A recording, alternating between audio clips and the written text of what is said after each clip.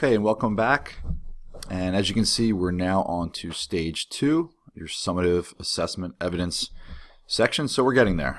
We're moving along nicely. So for this section, I'd like you to think about whatever you're going to use in a summative way to be put here. And what I see often is people confuse the summative with the formative, which is down here and will be discussed in a later video. The summative really is, as you all know, what it sounds like. It's what you think is going to be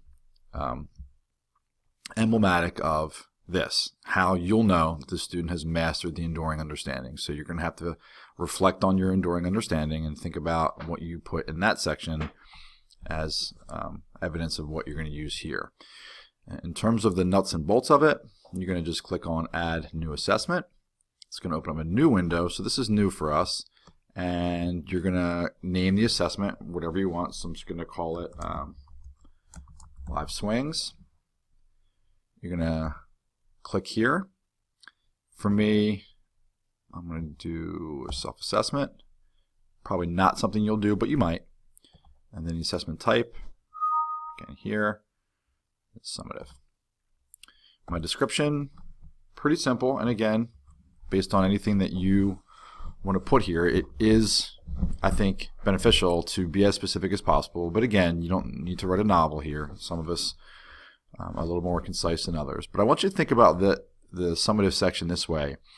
Let's say, let me back up for a second, really the entire purpose of published curriculum, especially quality published curriculum, is at the off chance that you, as the writer, leave, you take another job, maternity leave, whatever the case may be, you can hand this off to somebody and they are very much aware of what the expectations are. This is probably even more important at the elementary level, during which folks don't have a chance to meet as much because you're across the several buildings. But if this is what's going to be used as the district curriculum, then it should be considered as something that can be used by anybody regardless of experience or skill. So this is what I decided to use for my assessment description, again, as much or as little as you want. And you'll notice too that there are standards over here.